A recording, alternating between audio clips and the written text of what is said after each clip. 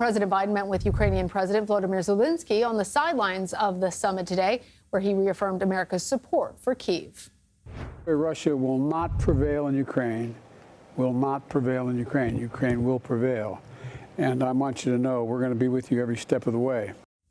All right, Olivia Gazis joins us now. She's our national security and intelligence reporter at the State Department. Olivia, what more came out of that one-on-one?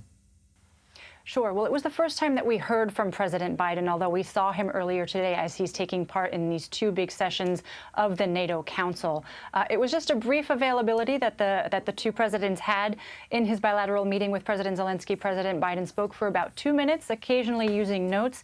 He praised President Zelenskyy for blunting some of the advances that Russia had been making on the battlefield of late and for holding them off from the crucial northeastern city of Kyiv.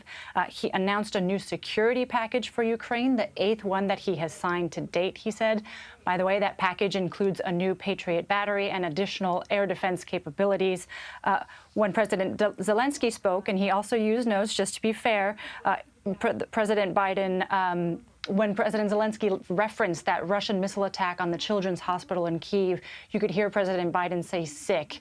And after President Zelenskyy finished his remarks, President Biden also said, "We will stick with you, period." He appeared to answer a few questions that were shouted by reporters in the room, but his mic was turned off pretty quickly, so we couldn't quite make out what that was. Of course, everybody is expecting him at this solo presser that he's holding just a few hours from now.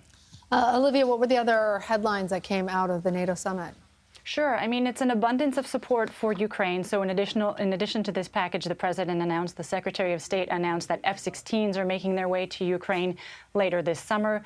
Alliance-wide, there was a declaration yesterday that offered support rhetorically for Ukraine, not exactly a timeline for membership, but saying that its path to European integration and NATO membership was irreversible. That was a word everybody was looking out for. And there was also a strong condemnation of Russia and of its backers, North Korea, Iran, and China. China specifically was called out for providing weapons components to the Russian war effort, something that the alliance had not done before. And in the background of all of this, you know, you have the questions over Biden staying in the campaign for his re-election. His opponent, Donald Trump, is the anti-NATO candidate in many ways. He recently said that he wouldn't defend NATO if member states didn't pay their proper amount. How concerned are world leaders about the possibility that Biden may be slipping?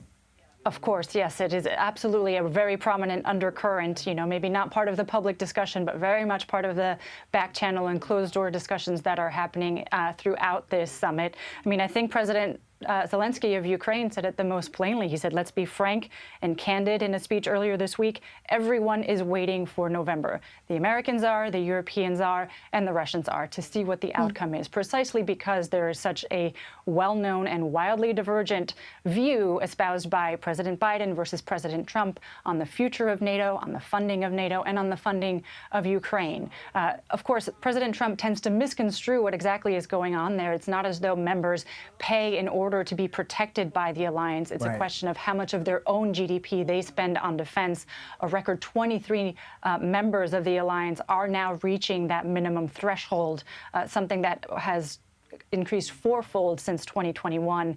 That's probably not because of President Trump cajoling them in that direction, probably more likely because President Putin decided to up and invade Ukraine. All right. Olivia Gazis, thank you. Thank you.